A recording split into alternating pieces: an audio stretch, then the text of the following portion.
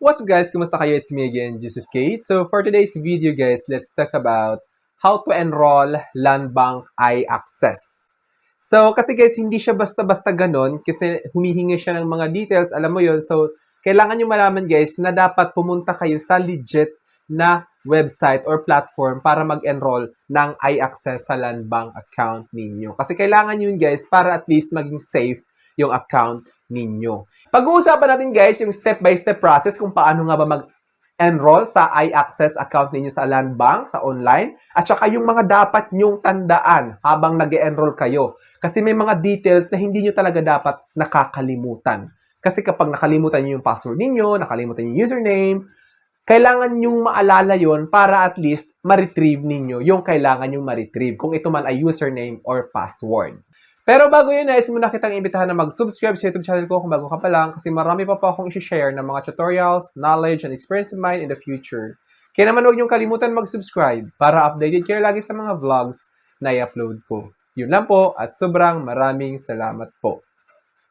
So as you can see guys here, to enroll in Land Bank iAccess, visit www.lbpiaccess.com and click Enroll Now. Then, enter your ATM card details and personal information to register. So, as you can see dito guys, personal information to register. Tsaka yung ATM card details. So, medyo risky siya. So, if I were you, dapat sa official Land Bank website kayo. Kung ano yung nakalagay, ito, www.lbpiaccess.com. Ito yung legit website ni Land Bank. Ngayon, to make sure na nasa tamang website kayo, much better na sa online banking na lang kayo ni Land Bank. Mag-download na lang kayo ng Land Bank mobile application.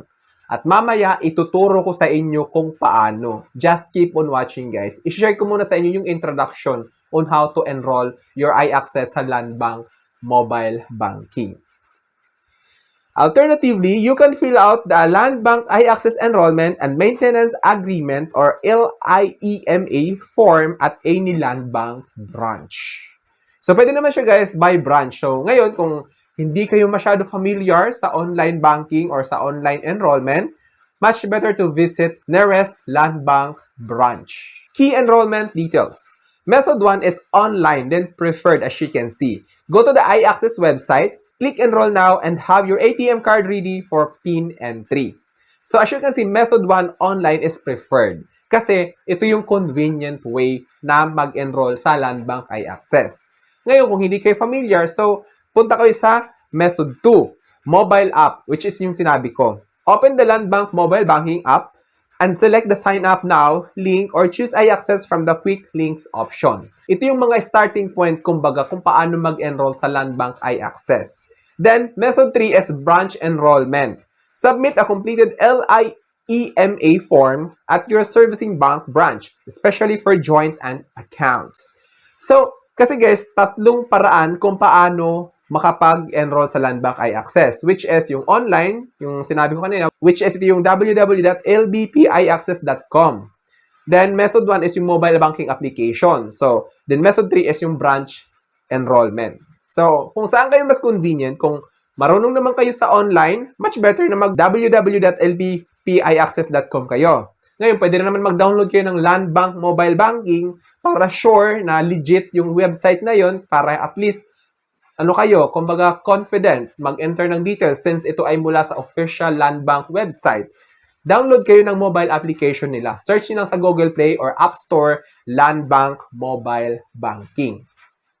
Ngayon naman, kung hindi kayo familiar kung paano yon, much better na mag-method 3 kayo. Pumunta kayo sa pinakamalapit na branch ng Land Bank sa lugar ninyo, then doon kayo mag-fill out ng form which is yung LIEMA form. Then, ngayon, important notes. Activation. Once online enrollment is submitted, you will receive an email confirmation within 1 to 2 banking days. Antayin nyo yun guys para at least ma-confirm yung enrollment process ninyo. Requirements, you must have an active Land Bank ATM card and a valid email address. So yung requirements guys, of course, dapat may savings account kayo or may ATM card kayo ni Land Bank. Then ito guys, ito yung sa mobile banking, no? Land Bank mobile banking. So, pagka-download ninyo, makikita nyo to, user ID, password, ayan. Yun yung sa method 2. Tapos, sa method 1 is www.lbpiaccess.com. Actually guys, same lang naman ito. Kapag nag-download kayo ng mobile banking, pag nag-click kayo sa sign up now, as you can see, pupunta din kayo sa website na yon. Pero ang kinagandahan dito kapag nag-download kayo ng mobile banking application, at least confident kayo na legit yung website na yon. So as you can see guys, nakikita nyo sa baba, Land Bank iAccess. Kapag na-download ninyo, makikita nyo yan. Then, kailangan nyo i-click yung Land Bank iAccess. Pag click ninyo, ganito yung ilalabas. Ayan, same website nung sinabi ko kanina. At least dito, secure ito. Kasi mamaya, iba yung website na ma-enter ninyo sa browser o much better dito, mag-download na lang kayo at least, diretso talaga. So you can see, lbpiaccess.com. Dapat ganito yung itsura, guys. Kasi kung hindi ganito yung itsura ang lumabas, mag-exit kayo. Then, mamaya, nag-develop or binago nila yung design ng website nila, maaaring mag-iba ito. But as long as nagaling kayo sa Land Bank Mobile Banking, tapos iba yung nag-display, okay lang yon. Kasi mamaya, din-develop na yung website, binago yung designs, so may posibilidad na mag-iba yung itsura, hindi na ganito. Kasi dine-develop ni Land Bank yung website nila. Then as you can see, welcome to iAccess. Client advisory, so hindi ko nababasahin yan kasi matatagalan tayo. Then, kailangan nyo guys i-swipe pagilid, hanapin ninyo ito. As you can see, ito. iAccess, ayan, di ba? Then, username, password, then login. So, ngayon, wala pa kayong iAccess account, guys. Kaya, ang dapat nyong gawin is, punta kayo sa baba, as you can see, nakalagay, not yet enrolled, nakalagay, sign up now. Upon login, I hereby agree to its terms and conditions. Click here to download enrollment form.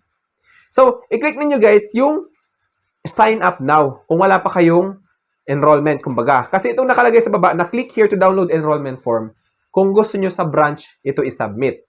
Ngayon, kasi gusto nyo online, dito kayo sign up now. So, as you can see naman, pag click ninyo yung sign up now, makikita nyo yung the following terms and conditions, contain significant agreements. Then, ang dapat nyo gawin is scroll down nyo lang yan.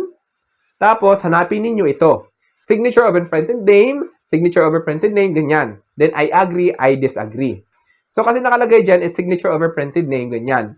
Kapag ida-download ninyo or magmamanual kayo sa branch. Ngayon, kung dito na kayo mismo, click nyo yung I agree para diretso na kayo. Kaya nakalagay dyan, Land Bank, ganyan, Overseas Filipino Bank, ganyan. Step 1. So, ito yung step 1, guys. Please enter your ATM account number and PIN. So, andito yung ATM account number. So, dapat ilagay niyo yung account number dyan ng ATM ninyo para ma-check yung record. Then, enable fund transfer. Kailangan nyo i-click yan, guys, para mag-check yung box na yan para makapag-fund transfer kayo using Land Bank, Mobile Banking, or iAccess. Then, ATM PIN. So, kung ano yung PIN ng ATM card ninyo sa Land Bank, ilalagay nyo dyan. Make sure lang, guys, talaga na legit yung website ha para at least secure yung account nyo. Then, step 2 is please enter your personal information. Lagay mo yung first name, middle name, last name, mother's maiden name, spouse full name, then gender, kung ano yung, alam mo naman, siguro gets nyo naman kung ano yung mga basic details ninyo, no? So, basahin nyo lang yan. Then, kasi, kung iisa-isahin natin yan, matatagalin tayo. So, intindihin nyo lang kung ano yung lumabas, nakalagay dyan is first name. Of course, yung pangalan nyo, unang pangalan. Middle name, kung ano yung middle name ninyo. Siyempre. Then ngayon, let's move on tayo sa step 3, which is please provide your security questions and answers below in case ganyan. Kasi kapag nakalimutan ninyo yung password, guys, or username sa Land Bank iAccess ninyo, itatanong ito sa inyo. Kaya naman, guys, take note lang na dapat maalala nyo to. Nakalagay is, security question number 1, select 1. So may mga question dyan, like for example, who is your mother, ganyan, where do you live, ganyan. Then, answer nyo dyan, nakalagay answer 1, then confirm answer number 1, kailangan dalawang beses nyo ilalagay yung answer nyo para ma-confirm. Then, ayan, security question number 2, hanggang security question number 3 siya. So, 3 question yun, guys. So, dapat, kung ano yung pinili nyo dyan, dapat maalala nyo talaga kasi kapag nakalimutan niyo yung password or username ng Land Bank iAccess ninyo, itatanong yan. Security questions nga, di ba? Then ngayon, let's move on to step 4. Please enter your preferred iAccess ID. So, din yung kailangan, guys. Pinaka-importante din ito. Dapat kung ano yung nilagay nyo dito, iAccess ID, so mag-iisip kayo, like for example, yung pangalan ninyo. Make sure lang, guys, na hindi siya madaling ma-identify para iwas ma-access ng iba. Kasi kapag madali lang tandaan or madali lang, like for example, parang pangalan nyo lang din, so mabilis lang siya ma-access ng iba. Mamaya, alam mo yun, i-access ng iba yung account mo. So, dapat may halong number at saka pangalan ninyo, letters, then numbers, alam mo yun, mga special characters as you can see naman dito. Kindly ensure that your password are parameters below. So ito yung kailangan yung sundin. 7 to 15 characters in length. So dapat nasa 7 hanggang 15 na characters which is letters. Including yan yung special characters. Contains letter in the alphabet, of course, then with at least one uppercase and one lowercase. So ano ibig sabihin nito guys? One big letter, then one small letter. Then contains number, of course, then case sensitive. So, tulad ng like for example, underscore, ganyan, mga special characters. Then, ayan, i-access ID, lagay nyo na kung ano yung napili nyo. So, dapat tandaan nyo yun, guys. At saka yung password. And then yung confirm password. So, pagkalagay ng i-access ID, which is yung i-access identification, so, dapat matatandaan nyo talaga yon. Then, ngayon, nakalagay is, I am not a robot. So, kailangan nyo guys, i-click yung I'm not a robot para ma-proceed yung enrollment ng iAccess account ninyo.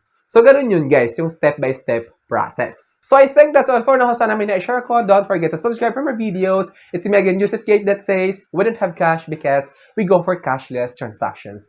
Bye-bye!